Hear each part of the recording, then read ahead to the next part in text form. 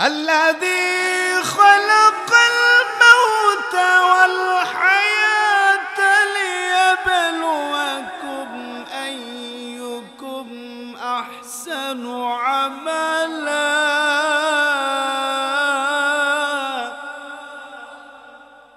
وهو العزيز الغفور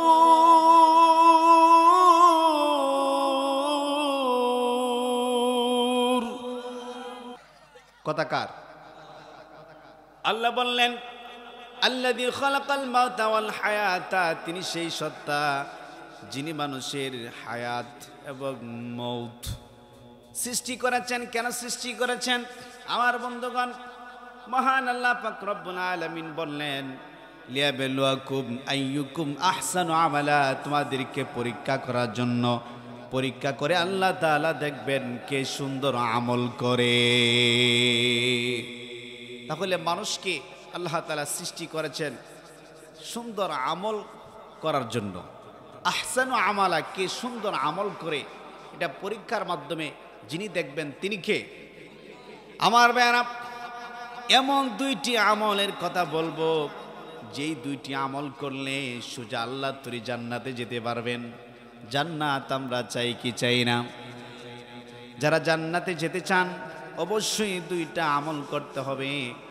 এমন দুইটা আমল আল্লাহ বলেছেন যে দুইটি আমল করলে সোজা আল্লাহর তৈরি জান্নাতে আপনি চলে যাবেন। সুবহানাল্লাহ। এই আমলের কথা শুনবো তো ইনশাআল্লাহ। আমার ভাইয়েরা, রাসূল বললেন আসো আমরা এক হয়ে যাই, এক হয়ে একটা কালিমা মানবো, আর ওই কালিমা হচ্ছে লা ইলাহা ইল্লাল্লাহ। সবাই জুড়ে পড়ুন লা ইলাহা ইল্লাল্লাহু মুহাম্মাদুর রাসূলুল্লাহ সাল্লাল্লাহু আলাইহি ওয়াসাল্লাম। এবং ওয়ালা নুশরিকা বিহি শাইআ, এবং আল্লাহর ইবাদতের সাথে কাউকে অংশীদার সাব্যস্ত করব না। রাসূলের দাওয়াতের বিষয়। আসো আমরা এক হয়ে যাই, একটা কালিমা মানি, এবং যে আল্লাহর ইবাদত করব সে আল্লাহর ইবাদতের সাথে কাউকে অংশীদার সাব্যস্ত করব না। মানে ওই আল্লাহর সাথে আমরা শিরিক করব না। আমার ভাইয়েরা, তার মানে কি? মানুষকে যে আল্লাহ পাক রব্বুল আলামিন সৃষ্টি করেছেন সেই আল্লাহ মানুষের আইনদাতা, সেই আল্লাহ মানুষের বিধানদাতা, সেই আল্লাহ মানুষের কর্তৃত্বের মালিক। ঠিক কিনা বলেন? সার্বভৌমত্বের মালিক কে? ক্ষমতার মালিক কে? সকল ক্ষমতার মালিক কে? কিন্তু বিগত বছর যারা রাষ্ট্রীয় ক্ষমতায় ছিল তারা এই কথা বিশ্বাস করত না যে সকল ক্ষমতার মালিক আল্লাহ। তারা বলতো যে সকল ক্ষমতার মালিক জনগণ, এমনকি আমরা এমন ক্ষমতার মালিক আমরা থাকবো 41 সাল পর্যন্ত। ঠিক কিনা? কিন্তু আল্লাহ কয় আমি আল্লাহ যদি না চাই তাহলে 41 সাল তো দূরের কথা, 41 মিনিটও তোমরা ক্ষমতায় থাকার কোনো অধিকার নাই। ঠিক কিনা বলেন? আসলে ক্ষমতা মালিকটা কে? দলিল আছে? দলিল আল্লাহর কোরআন। আল্লাহ বললেন তাবারাকাল্লাযী বিয়াদিহিল মুলকু ওয়া হুয়া আলা কুল্লি শাইইন কাদির।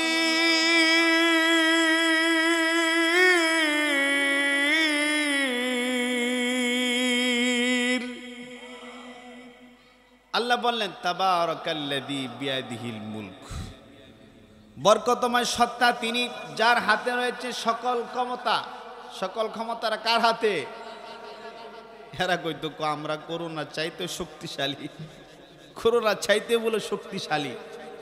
আর একজন তো কথায় কথায় বলতো খেলা হবে। ঠিক কিনা? কালী মাঠ, কেউ নাই, আসো খেলা হবে। যখন প্লেয়াররা মাঠে নামছে, এই সময় মাঠে ছিল না পালাইছে? এমন পালানি পালাইছে, আহারে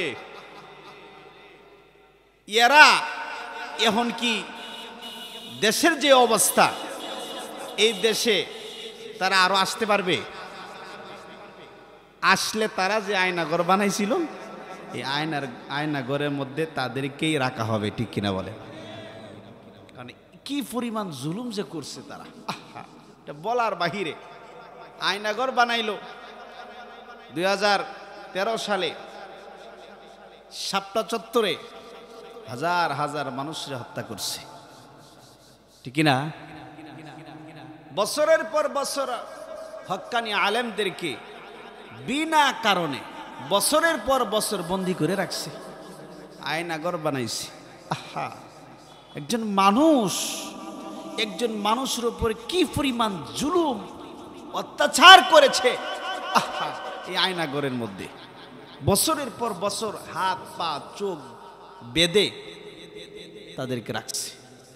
আহ, কি পরিমাণ জুলুম করছে। এরপরে ক্ষমতা থেকে যাওয়ার সময় আচ্ছা আমার এক সবাই পদত্যাগ করতে হবে, আমার অপরাধ কি? অপরাধ খুঁজে পায় না, আমার অপরাধ কি? আচ্ছা আপনি কথা ছিল যে আপনি কি অপরাধ করেন নেই? দেখেন শত শত আলেমকে জেলখানায় বন্দি করে রাখছে। আল্লামা দেলাওয়ার হোসেন সাইদি কোরআনের পাখি, যার তাফসির শুনে, যার কণ্ঠ থেকে কোরআনের তাফসির শুনে শত শত মুসলিম কালিমা পড়ে মুসলমান হয়েছে, ঠিক কিনা বলেন? যিনি বাংলাদেশ সহ গোটা পৃথিবীতে কোরআনের দাওয়াত দিয়েছেন, আমাদের কোরআনের পাখি আল্লামাকে 13টি বছর জেলখানায় বন্দী করে রেখে অবশেষে তাকে হত্যা করেছে, ঠিক কিনা বলেন? এই যে জুলাই মাসে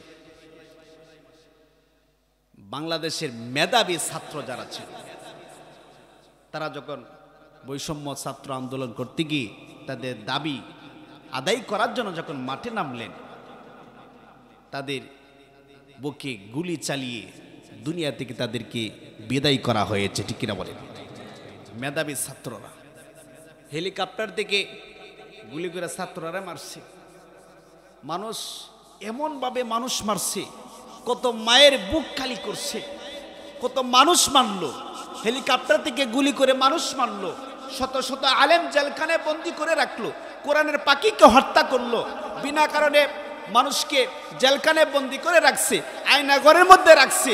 এরপরে দেশের হাজার হাজার কোটি টাকা দেশ থেকে পাচার করছে। এরপরে যাওয়ার সময় আমার অপরাধ কি? কথা ছিল তুমি কোন অপরাধ করো নাই, ঠিক না? ঠিক। জালিমের পতন হয়েছে নি? এখনো কিছু লোক যারা বিরোধী, যারা বিএমপি করেন, এরা যে একেবারে আল্লাহর ওলি, এটা বিশ্বাস করেন না। এরা যে একেবারে আল্লাহর ওলি হয়ে গেছে, বিষয়টা এমন না। যারাই এখন রাষ্ট্রীয় ক্ষমতায় আসবে, অবশ্যই কোরআনের বিরুদ্ধে, ইসলামের বিরুদ্ধে যদি কোনো কথা বলে, তাহলে তাদেরকে কাউকে ছাড়া হবে না, ঠিক না? ঠিক।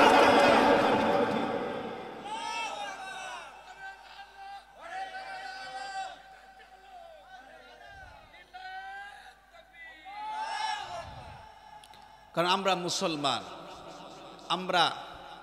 মুসলমান, আমাদের ধর্ম ইসলাম, ঠিক কিনা বলেন? ইসলামের বিরুদ্ধে কেউ কথা বলবে, আমরা তাদেরকে ছেড়ে দিব না। কোরআনের বিরুদ্ধে কেউ কথা বলবে, আমরা তাদেরকে ছেড়ে দিব না।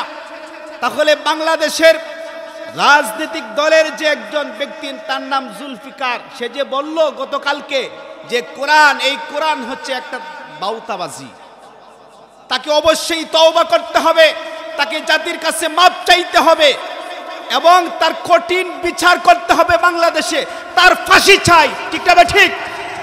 কারা কারা তার ফাঁসি চান? যারা কোরআনের বিরুদ্ধে কথা বলবে, ইসলামের বিরুদ্ধে কথা বলে, তাদের কাউকে ছাড়া হবে না, সবাইকে দেশ থেকে জুতা পিটা করে বিদায় করতে হবে, ঠিক কিনা বলেন? কারণ এই কোরআন কার কিতাব? কার কিতাব? আল্লাহর কিতাব।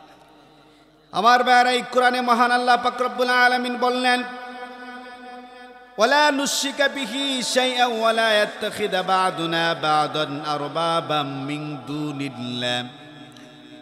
আমরা অঙ্গীকার করি, আমরা আল্লাহর সাথে কাউকে অংশীদার সাব্যস্ত করব না, আল্লাহর সাথে শিরিক করব না, এবং একজন আরেকজনকে নিজেদের রব হিসাবে গ্রহণ করব না। আমার ভাইরা, এখানে দুই শ্রেণীর রব, এক শ্রেণীর রব হচ্ছে রাষ্ট্রের শাসকগণ, আর এক শ্রেণীর রব হচ্ছে ধর্মীয় আলেমগণ, বন্ড আলেমগণ।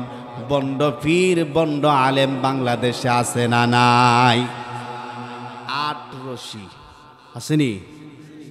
গত কয়েকদিন আগে 8 রশির এক মুরিদরে জিজ্ঞাসা করলাম, আপনি 8 রশি গিয়া মুড়ি দিয়েছেন কারণ কি? হুজুর রশি 8টা, একটা ছিঁড়ে গেলে আর একটা ধর্মু। হুজুর জাহান নামে কি এমনি পড়ে যাইমু? আমি আপনি দি নামাজ পড়েন না। নামাজ পড়ি না তাতে কি হয়েছে? রশি তো 8টা ধরছি, একটা ছিঁড়ে গেলে আরেকটা, আরেকটা ছিঁড়ে গেলে আরেকটা। আমার এবার আপনি যদি ঈমান না আনেন, আল্লাহর সাথে শিরিক করেন, আপনি যদি 5 ওয়াক্ত নামাজ আদায় না করেন, আপনি যদি নামাজি না হন, দিনদার না হন, মুত্তাকি না হন, তাহলে 8 রশি না 40 রশি ধরলেও ওই রশি চিরে আপনি জাহান্নামে পড়ে যাবেন, ঠিক কিনা? তাহলে 1 নাম্বার আল্লাহর ইবাদত করব, আল্লাহর ইবাদতের সাথে কাউকে অংশীদার সাব্যস্ত করব না। 2 নাম্বার নিজেদের মধ্যে একজন আরেকজনকে রব মানব না। এরপরে রাসূল আরবি সাল্লাল্লাহু আলাইহি ওয়াসাল্লামকে মহান আল্লাহ পাক রব্বুল আলামিন বললেন, আমার হাবিব আপনি তাদেরকে বলেন, ফাইন তাওয়াল্লাউ ফাকুলু শাহাদু বিআন্না মুসলিমুন। যদি তারা এই দাওয়াত, আহলে কিতাব যারা, এরা যদি এই দাওয়াত গ্রহণ না করে, তাহলে আপনি তাদেরকে পরিষ্কার বলে দেন যে তোমরা সাক্ষী থাকো আমি একজন মুসলিম, আমি মুসলিম। তাহলে আমাদের 1 নাম্বার পরিচয়, রাসূল বললেন যে তোমরা সাক্ষী থাকো আমি একজন মুসলিম। তাহলে আমাদের পরিচয় আমরা মুসলিম, ঠিক কিনা বলেন?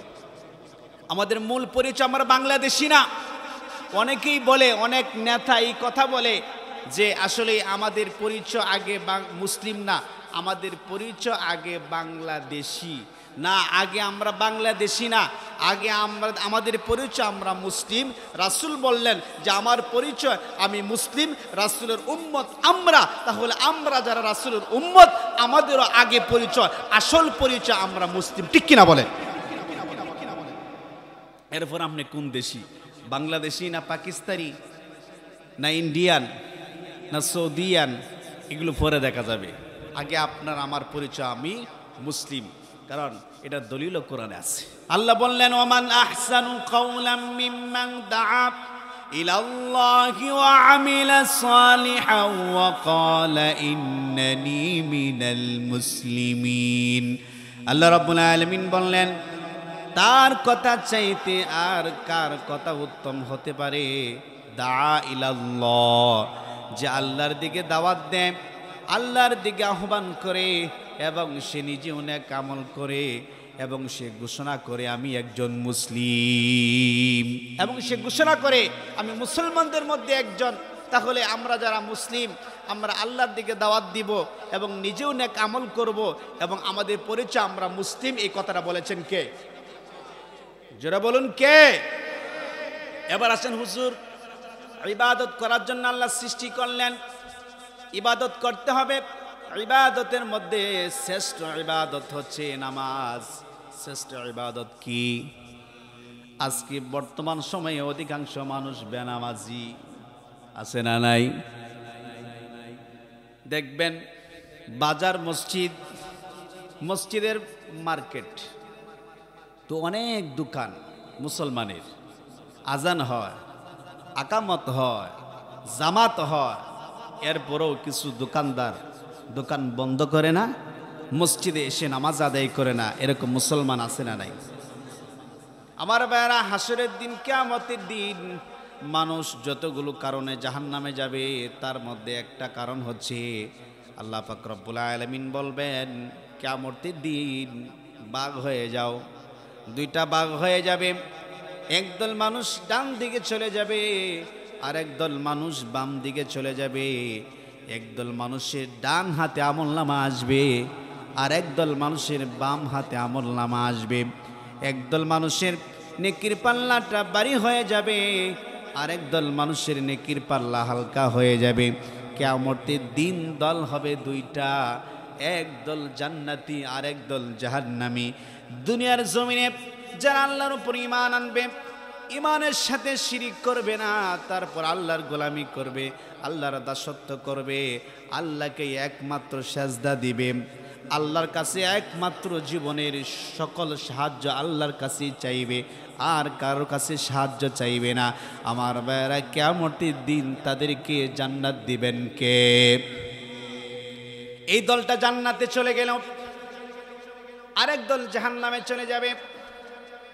জান্নাতি মানুষগুলো ওই সময় জাহান্নামী মানুষ যারা তাদেরকে জিজ্ঞাসা করবে, মা সালাকাকুম ফি সাকার, কেন জাহান্নামে আসছো? জাহান্নামে আসার কারণ কি? কারণ যখন জানতে চাইবে আমার ভাইয়েরা, ওই সময় জাহান্নামী মানুষগুলো জবাব দিবে, ক্বালু লাম নাকু মিনাল মুসাল্লিন, আমরা মুসল্লি ছিলাম না, আমরা নামাজি ছিলাম না। এবার চিন্তার বিষয়, যার বয়স 50 হয়ে গেছে, যার বয়স 40 হয়ে গেছে, এখনো পর্যন্ত 5 ওয়াক্ত নামাজের মুসল্লি হতে পারলেন না, এখনো পর্যন্ত 5 ওয়াক্ত নামাজের মুসল্লি হতে পারলেন না। কোন সময় জানি আপনার কাছে মৃত্যুর ফেরেশতা চলে আসে, কোন দিন জানি দুনিয়া থেকে বিদায় নিতে হয়, এটা আমরা কেউ জানি না। জোরে বলুন তো, যিনি জানেন তিনি কে? মহিলারা, অনেক মহিলা এসেছেন, মা বোনেরা এসেছেন, অনেক মহিলা এমন আছে 2 মাসের বাচ্চা, 3 মাসের বাচ্চা, ছোট বাচ্চা প্রস্রাব করে কাপড় চোপড় নষ্ট করে ফেলে। যদি জিজ্ঞাসা করা হয় আপনি নামাজ পড়েন না, কেমনে নামাজ আছে না নাই? বাচ্চাটা প্রস্রাব করে কাপড় চোপড় নষ্ট করে ফেলেছি। এমন মুরব্বী আছেন যাদের বয়স 50 পার হয়ে গেছে, এমনও যুবক ভাই আছেন যাদের বয়স 20 বছর, এমনও কিছু যুবক আছে প্রস্রাব করে ঢিলা কুলুপ ব্যবহার করে না, আছে না নাই? মুরব্বীরাও প্রস্রাব করে ঢিলা কুলুপ ব্যবহার করে না। আচ্ছা বলেন তো, আপনি কোন দিন পবিত্র হবেন? এই মুহূর্তে, এই সময়ে যদি এখন যদি আপনার কাছে মৃত্যুর ফেরেশতা চলে আসে, এসে যদি বলে চলো বিদায়, তোমার সময় শেষ, আপনি যদি বলেন ভাই আমার 10 মিনিট সময় দাও, কেন? আমি তো, আমার শরীরটা ভালো না, আমার কাপড় চোপড় না পাক, এখন আমি পবিত্র হই নাই, আমার একটু সময় দাও। আচ্ছা, আর জাইলকে সময় দিবেন? তাহলে 24টা ঘন্টা মুসলমান থাকবে পবিত্র। মুসলমান কখনোই অপবিত্র থাকতে পারে না, ঠিক কিনা বলেন? যদিও হয়ে যান, সাথে সাথে পবিত্রতা অর্জন করতে হবে, কারণ যে কোনো সময় মৃত্যু আসতে পারে। কথা কার? আল্লাহ বললেন, কুল্লু নাফসিন যায়িকাতুল মাউত, সকল প্রাণীকেই মৃত্যু স্বাদ গ্রহণ করতে হবে। যাদের জীবন আছে তাদের মৃত্যু আসবে, তাদের মৃত্যু হবে, চিরন্তন সত্য। পৃথিবীতে যদি সত্য বলতে কিছু থাকে, তাহলে প্রথম সিরিয়ালে পৃথিবীতে আল্লাহ যা সৃষ্টি করেছেন সব সত্য। কোরআন সত্য, ইসলাম সত্য, নবী সত্য, ঠিক কিনা? না, এরকম মিথ্যা আছে? ইসলাম কার দেওয়া ব্যবস্থা? যেটা বলেন কার দেওয়া? ইসলাম ছাড়া অন্য কোনো মতাদর্শ মুসলমান মানতে পারে না, পারে না, পারে না, ঠিক কিনা বলেন? কোরআন আল্লাহর দলিল। আল্লাহ বললেন, ومن يبتغي غير الإسلام دينا فلن يقبل منه وهو في الآخرة من الخاسرين।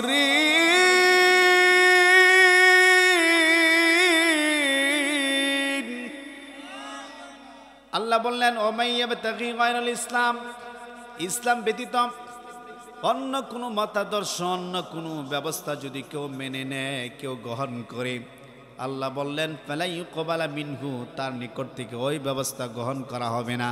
তাহলে ইসলাম আছে যেখানে, মুসলমান থাকবে সেখানে, ঠিক কিনা?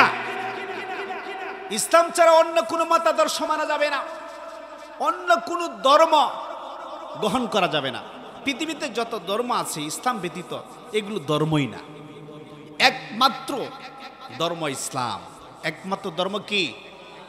কারণ কি আমার ভাইয়েরা দেখেন,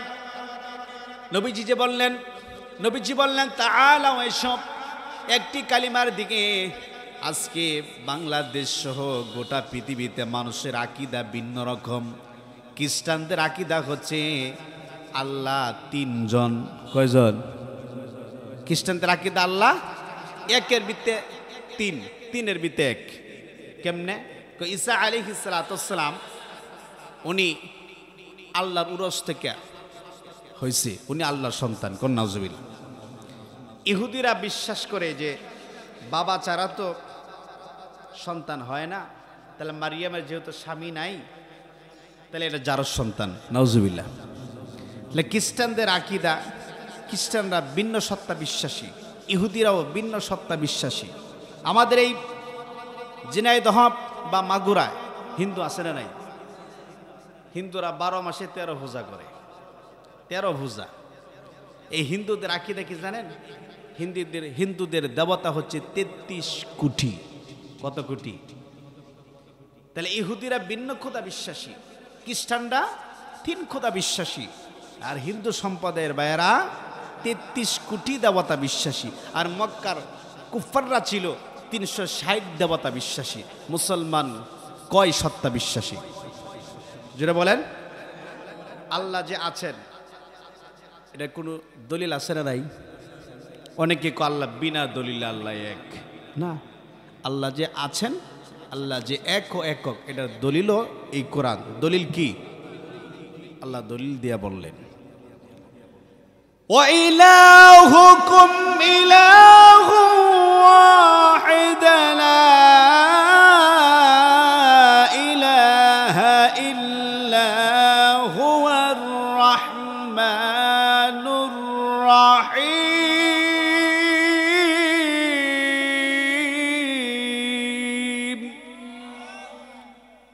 আল্লাহ বললেন ওয়া ইলাহুকুম ইলাহু ওয়াহিদ, তোমাদের উপাস্য, তোমাদের উপাসনাকারী এক ও একক, লা ইলাহা ইল্লা হুয়া, তিনি ছাড়া কোনো ইলাহ নেই, কোনো মাবুদ নেই, কোনো আইনদাতা নেই।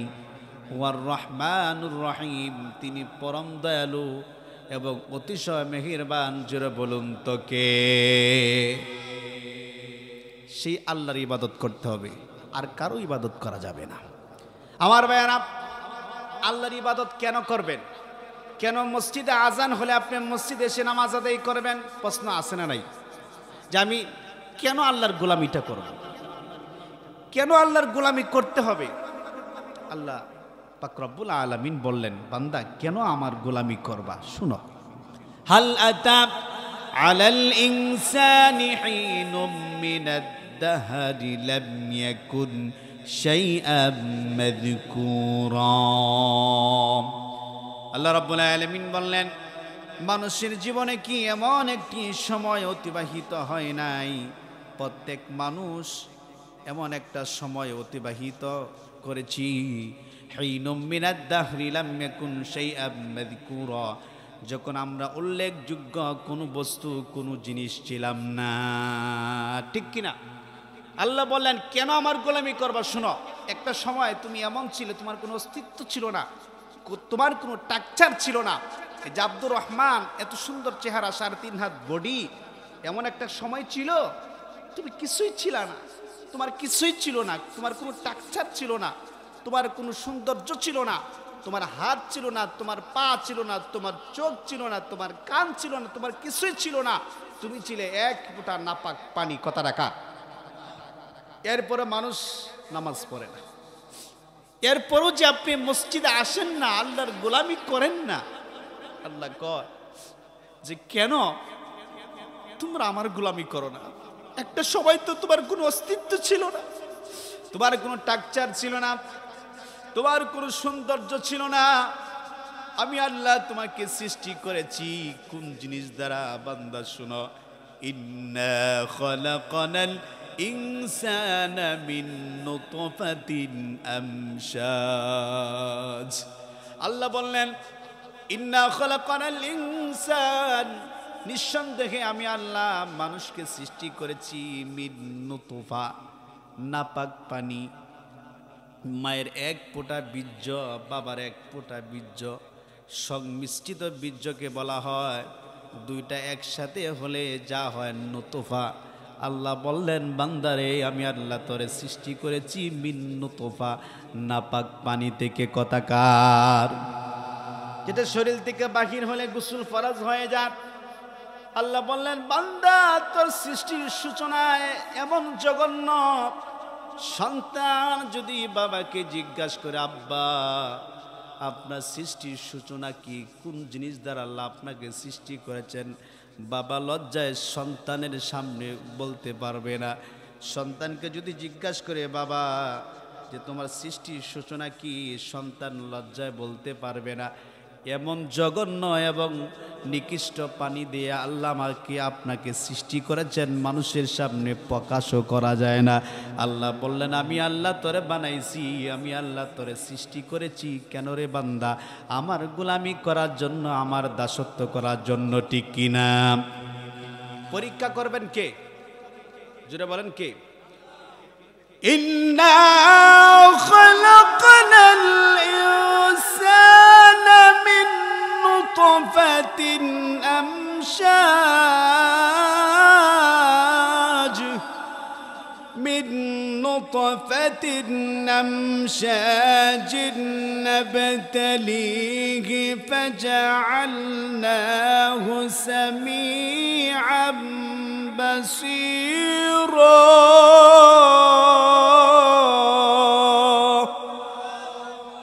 কথাকার, আল্লাহ বললেন পরীক্ষা করার জন্য আমি আল্লাহ চক্ষু দিলাম, পরীক্ষা করার জন্য আমি আল্লাহ দুইটা কান দিলাম।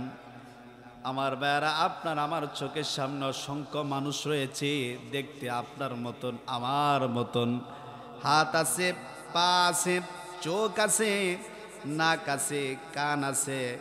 গত কয়েকদিন আগে একজন মুসল্লি মুসাফা করার জন্য জুমার নামাজের পরে আসছে, এসে বলতেছে, হুজুর কোথায়?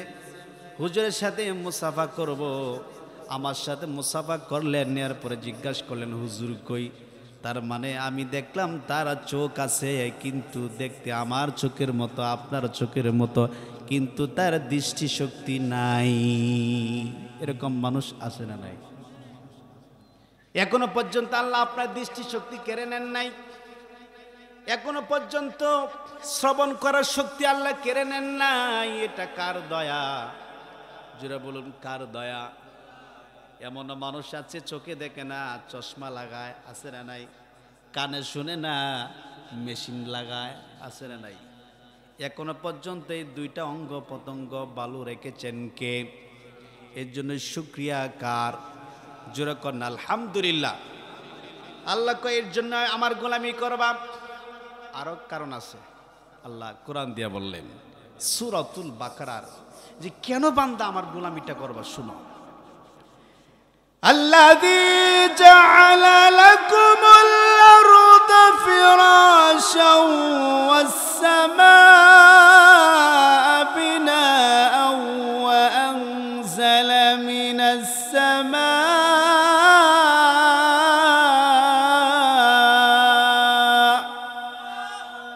কেন আল্লাহর গোলামি করবেন? আল্লাহ বলেন, আল্লাযী জাআলা লাকুমুল আরদা, তিনি সেই সত্তা যিনি তোমাদের জন্য জমিনকে বানিয়েছেন বিছানা।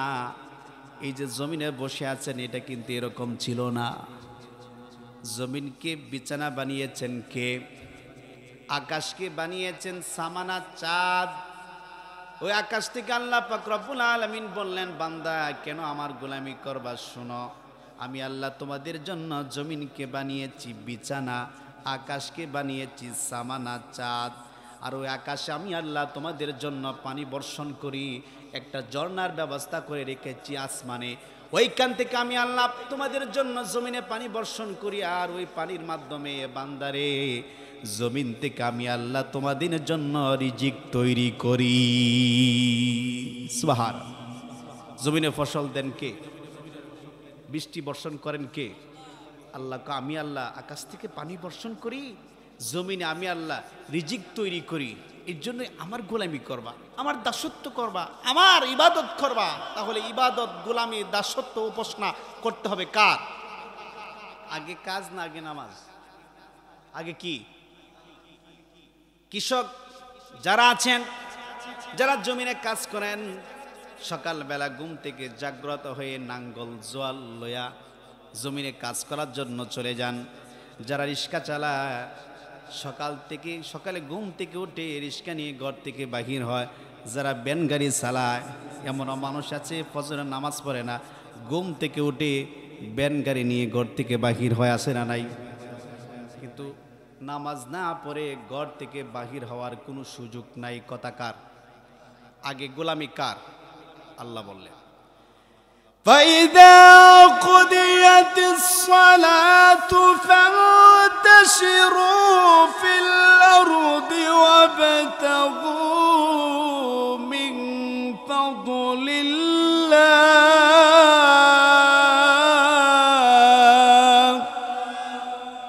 আল্লাহ বললেন ফাইদা কুদিয়াতিস সালাত, আর যখন নামাজ শেষ হয় ফান্তাশিরু ফিল আরদ, জমিনে ছড়িয়ে পড়ো। রিস্কাওয়ালা ফজরের নামাজ আদায় করে রিস্কা নিয়ে ঘর থেকে বাহির হবে। যিনি ভ্যানওয়ালা ফজরের নামাজ আদায় করে ভ্যান গাড়ি নিয়ে ঘর থেকে বাহির হবে। যিনি কৃষক জমিনে কাজ করেন, নামাজ পড়ে জমিনে কাজ করবে।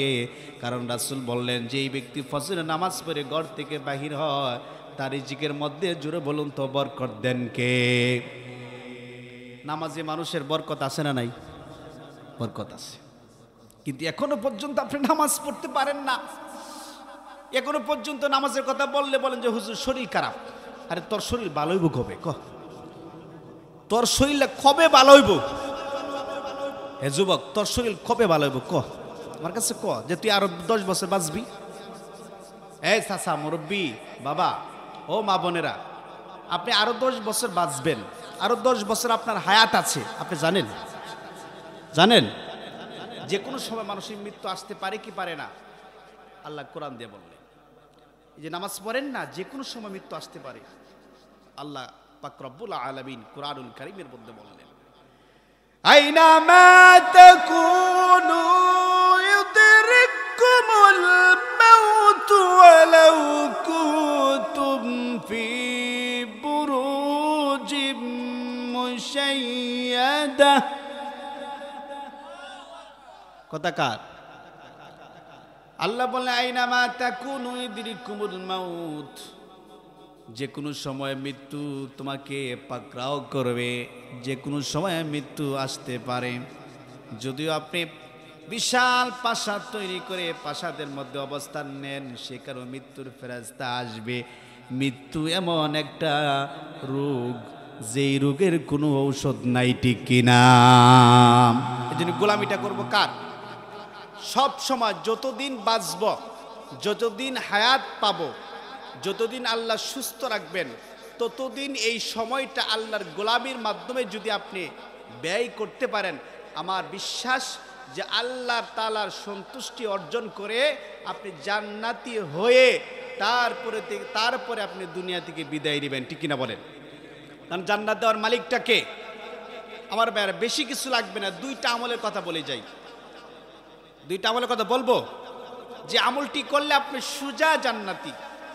1 নাম্বার, রাসূল আরবি সাল্লাল্লাহু আলাইহি ওয়াসাল্লামকে জিজ্ঞাসা করলেন জৈনক ব্যক্তি, আইয়ুল আমালি আহাব্বু ইলাল্লাহ ইয়া রাসূলুল্লাহ সাল্লাল্লাহু আলাইহি ওয়াসাল্লাম, কোন আমল আল্লাহ অধিক পছন্দ করেন? এমন কিছু আমলের কথা বলেন যে আমলটা আল্লাহ পছন্দ করেন, ওই আমল করতে চাই। আমার বন্ধুগণ, রাসূল আরবি সাল্লাল্লাহু আলাইহি ওয়াসাল্লাম বললেন ক্বালাস সালাতু আলা ওয়াক্তিহা, যে ওয়াক্ত মতো সময় মতো নামাজ আদায় করা, সময় মতো নামাজ আদায় করা এমন আমল, জুড়ে বলুন তো ওই আমলটা পছন্দ করেন কে? সময় মতো 5 ওয়াক্ত নামাজ আদায় করবেন, ভাই নামাজ ছেড়ে দেন না, নামাজ ছাড়বেন না। রাজি আছেন তো? কারা কারা রাজি আছেন? 2 হাত উঁচু করে আল্লাহকে দেখান। মাশাআল্লাহ, হাত নামান। ফজরের সময় মুসল্লি সব মসজিদে দেখতে চাই। আমি আসি ফজরের সময়, দেখবো আপনারা আসেন কিনা, মসজিদে আসেন কিনা দেখবো। তাহলে 1 নাম্বার দেখেন, 1 নাম্বার এমন একটা আমল রাসূল বলছেন যে আমলটা করলেই এই আমলটা পছন্দ করবেন কে? এটা হচ্ছে ওয়াক্ত মতো নামাজ আদায় করা। এরপরে রাসূল আরবি সাল্লাল্লাহু আলাইহি ওয়াসাল্লামকে জিজ্ঞাসা করলেন, ক্বালা তুম্মা আইয়ু, এরপরে কোন আমল, যে আমল আল্লাহ পছন্দ করেন? রাসূল বললেন, ক্বালা তুম্মা বিররুল ওয়ালিদাইন, পিতা মাতার সাথে, মা বাবার সাথে সদাচরণ করা, মা বাবার খেদমত করা, এমন আমল, এটা আল্লাহ পছন্দ করেন। আমার ভাইয়েরা, বুঝার জন্য বলতেছি, ফজরের ওয়াক্ত হলে ফজরের নামাজ ফরজ হয়, জোহরের ওয়াক্ত হলে জোহরের নামাজ ফরজ হয়, মাগরিবের ওয়াক্ত হলে মাগরিবের নামাজ ফরজ হয়, আসরের ওয়াক্ত হলে আসরের নামাজ ফরজ হয়, ঈশার ওয়াক্ত হলে ঈশার নামাজ ফরজ হয়।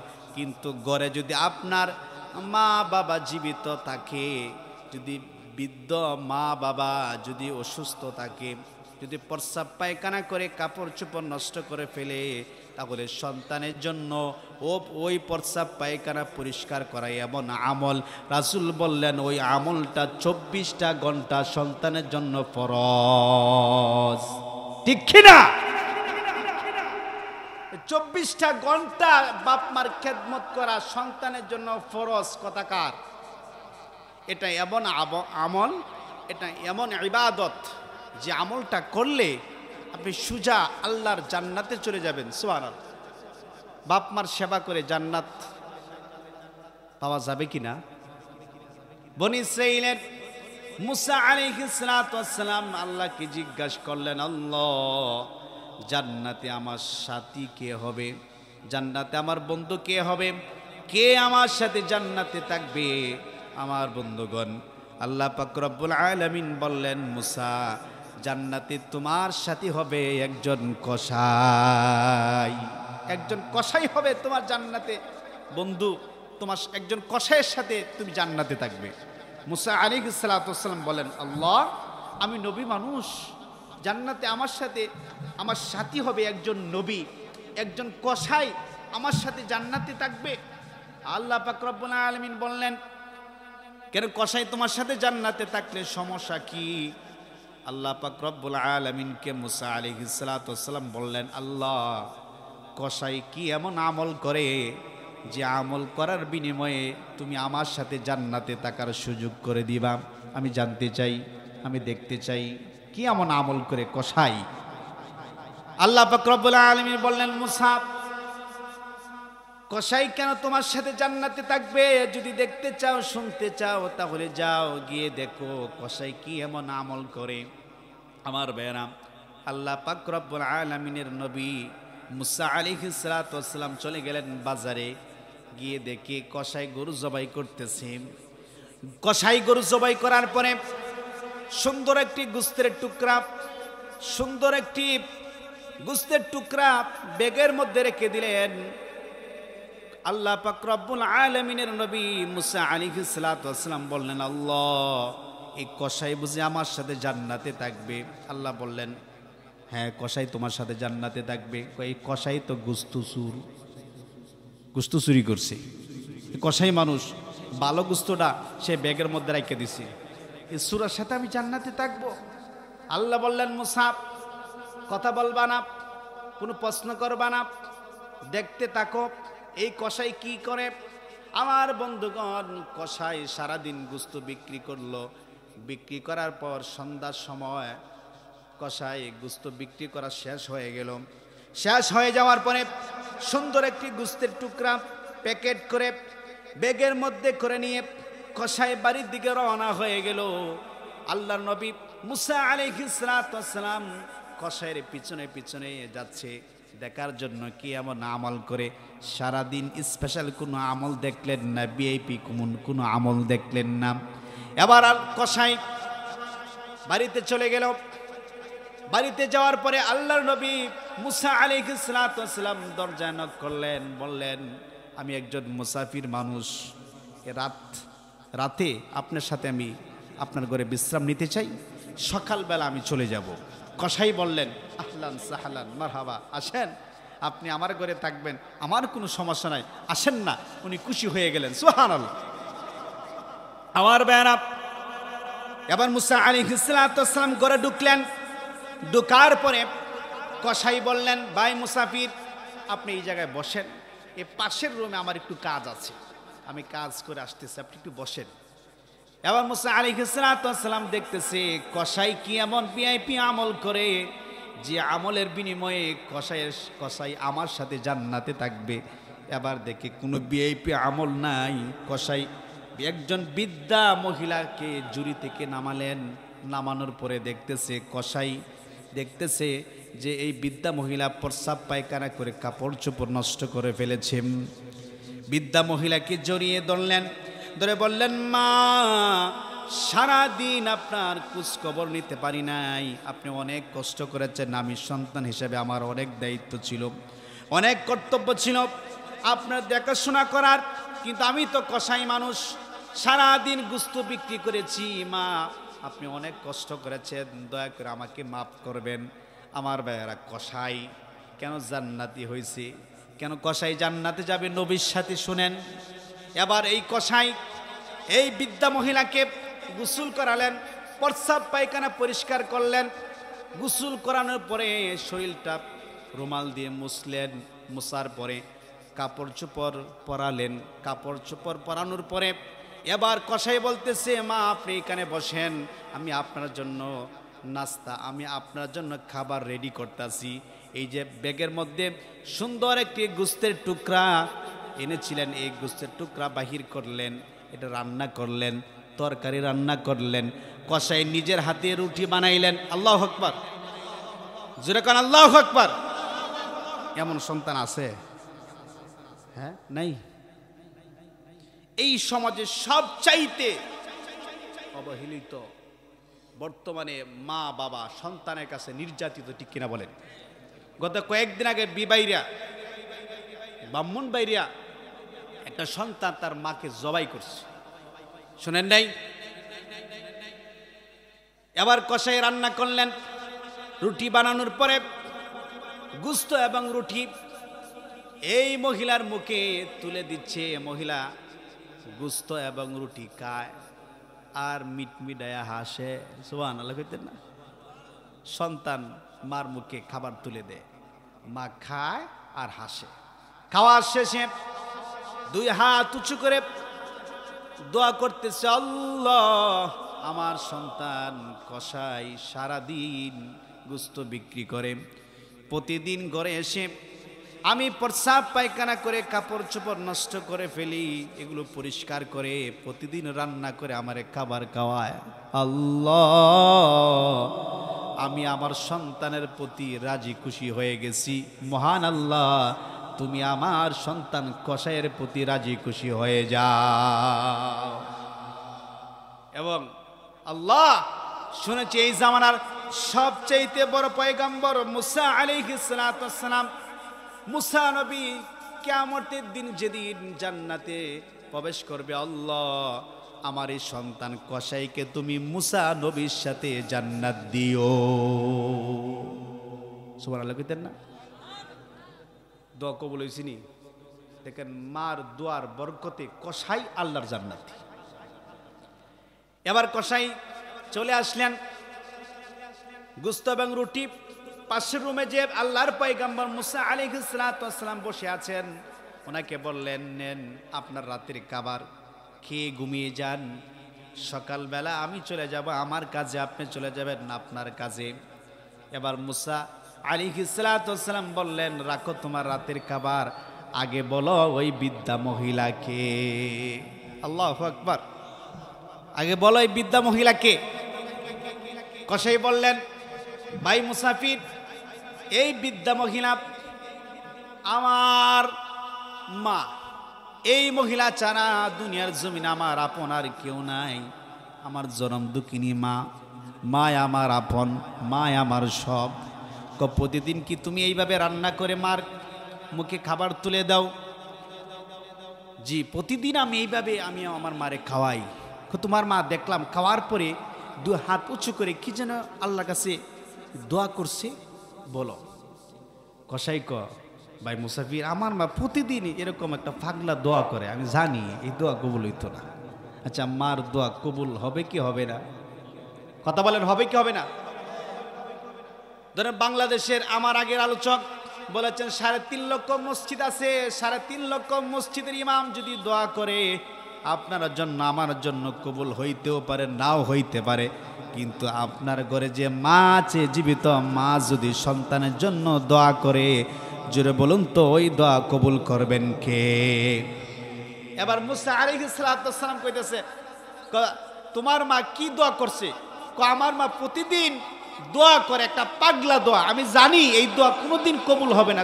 কি দোয়া করে বলো তো? আমার মা প্রতিদিন আমার প্রতি রাজি খুশি হয়ে প্রতিদিন দোয়া করে, আল্লাহ, শুনেছি এই জামানার সবচেয়ে বড় নবী মুসা আলাইহিস সালাম, উনি কিয়ামতের দিন যখন ওনাকে জান্নাত দিবা, আল্লাহ এই মুসার সাথে আমার কসাইকে তুমি জান্নাত দিও।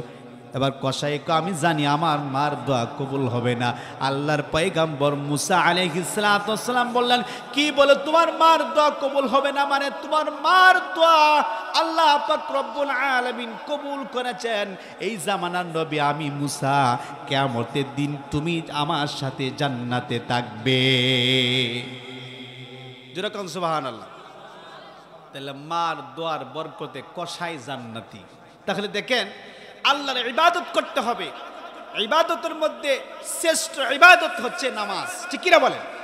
তাহলে 5 ওয়াক্ত নামাজ পড়বেন সময় মতো, 1 নাম্বার। 2 নাম্বার, বাপ মা থাকলে বাপ মার সেবা করবেন, করবেন তো? বাপ মার সেবা করা, বাপ মার খেদমত করা এমন ইবাদত, এমন আমল যেটা আল্লাহ পাক রব্বুল আলামিন পছন্দ করেন। সুবহানাল্লাহ। আমার ভাইরা, এবার আসেন সূরাতুল ইমরানের মধ্যে মহান আল্লাহ পাক রব্বুল আলামিন বললেন, ওয়ালা নুশরিকা বিহি শাইআ ওয়ালা ইয়াত্তাখিযা বা'দুনা বা'দান আরবাবাম মিন দুনিল্লাহ। আমরা নিজেদের মধ্যে একজন আরেকজনকে রব মানব না, তার মানে শিরিক করব না, আল্লাহর সাথে অংশীদার সাব্যস্ত করব না।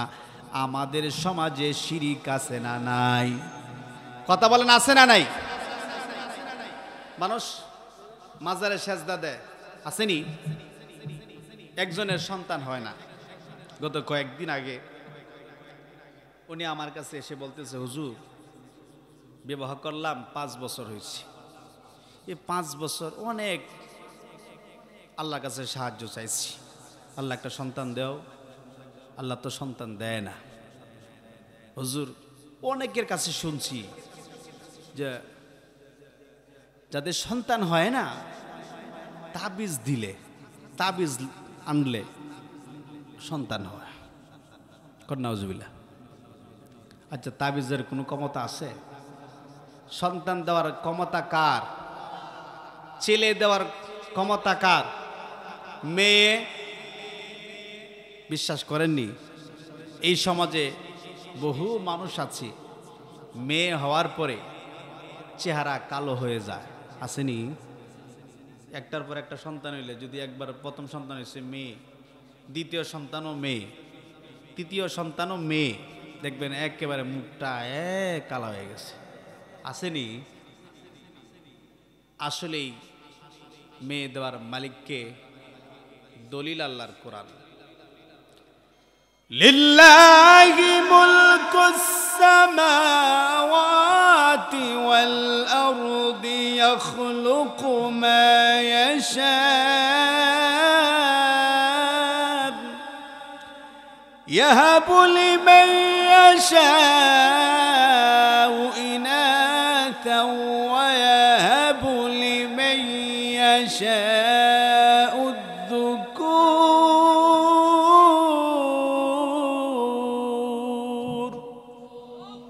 আল্লাহ বললেন, লিল্লাহি মুলকুস সামাওয়াতি ওয়াল আরদ, আসমান ও জমিনের অধিকর্তা আমি আল্লাহ। আসমান ও জমিনের ক্ষমতার মালিক কে?